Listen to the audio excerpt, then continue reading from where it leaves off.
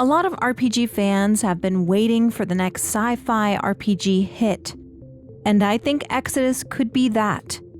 With a voiced, customizable protagonist, heavy choices and consequences, different outcomes and endings, and a world that seems to be very rich with its lore, Exodus seems to have it all. So far, it's shaping up to have one of the most complex worlds we've seen in a while.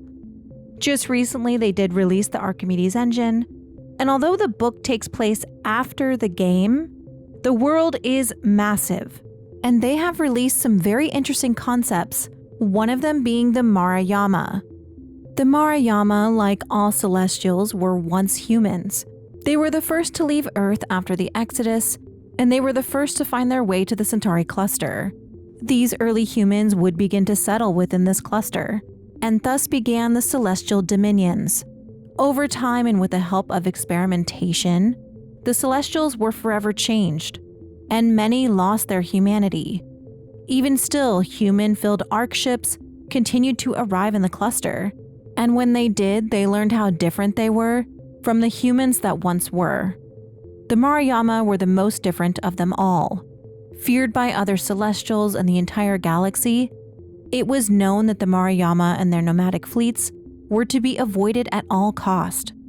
They are crazy psychopaths with zero empathy or regard for anyone else, and they behaved as such.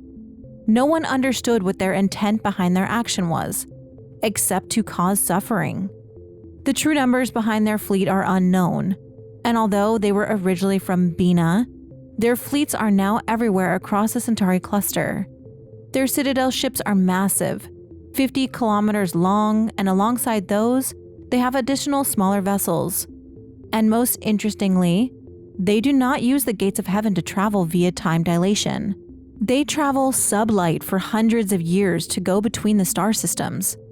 Because of this, the Marayama were mostly known to be in interstellar space, but their unpredictable movement meant that they are not avoided easily, and the Marayama have made many their victims. They harvest people from ships, planets, entire habitats, and arc ships. Their captives' bodies are immobilized in life support cells so that biomech filaments can be inserted in their brain. That way, the Marayama can extract rare memories and emotions for their own amusement.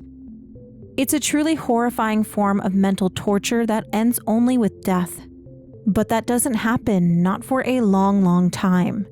The medical tech is good enough to keep the victim alive for decades. So the victims are made to relive every poignant memory of their life over and over. Good or bad, it doesn't matter as long as the emotional content is strong. And arc ships are regarded as the most exotic repositories. The Marayama feed on those emotions and delight in the suffering of their prey. They are sadistic predators whose enjoyment is making others suffer. Their humanity is no more. Their reach and suffering also does not end there.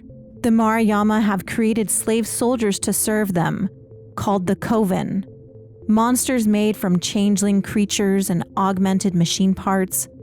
They exist in pain, and exist to cause it. The most terrifying ones can think like people. They hunt and can outsmart you, and are impossible to reason with.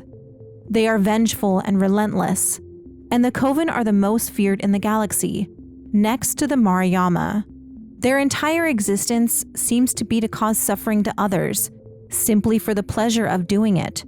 But while the Marayama seem detached from politics and other civilizations, they are actually regarded as playing the longest game of it all, watching, controlling, and waiting, but no one knows why or what for.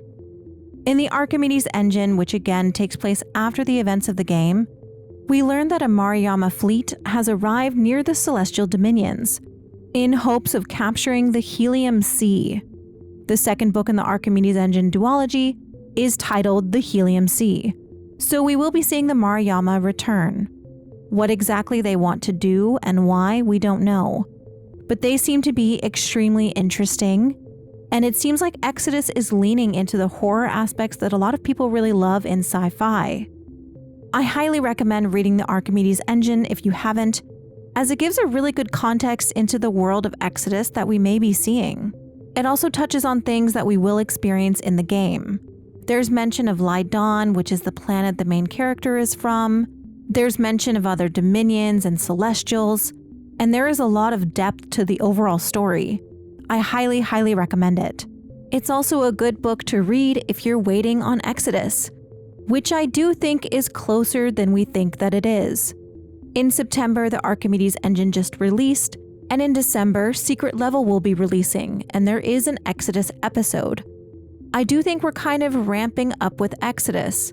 Marketing seems like it's pushing more content, we're getting more reveals, and I do think the game is going to release next year.